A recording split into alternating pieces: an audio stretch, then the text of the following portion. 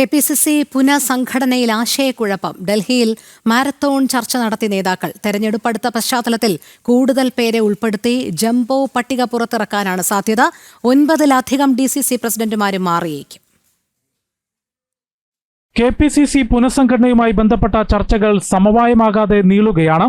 ദേശീയ നേതൃത്വത്തെ കാണാനായി ഡൽഹിയിലെത്തിയ KPCC പ്രസിഡന്റ് സണ്ണി ജോസഫ് കേരള ഹൌസിൽ വിവിധ നേതാക്കളുമായി മാരത്തോൺ ചർച്ചകൾ നടത്തി. തദ്ദേശ തെരഞ്ഞെടുപ്പ് അടുത്ത പശ്ചാത്തലത്തിൽ കൂടുതൽ പേരെ ഉൾപ്പെടുത്തി ജംബോ പട്ടിക പുറത്തിറക്കാനാണ് സാധ്യത.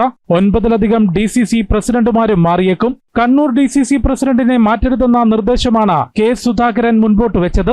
ചർച്ച നീണ്ടുപോയാലും കുഴപ്പമില്ലെന്നും തീരുമാനമായാൽ അറിയിക്കുമെന്നും KPCC പ്രസിഡന്റ് സണ്ണി ജോസഫ് പ്രതികരിച്ചു.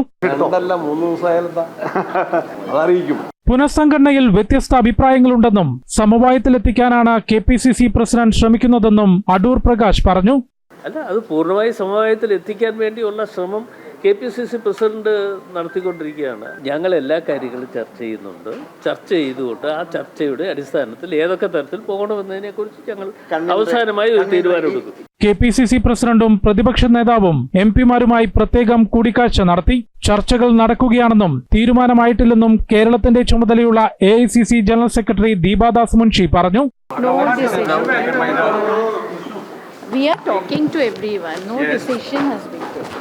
ആശയക്കുഴപ്പം തുടരുന്നതിനാൽ സാധ്യതാ പട്ടിക നൽകി തീരുമാനം പൂർണ്ണമായും ഹൈക്കമാൻഡിന് വിടുന്ന നിലപാടാണ് സംസ്ഥാന നേതൃത്വം സ്വീകരിക്കുക.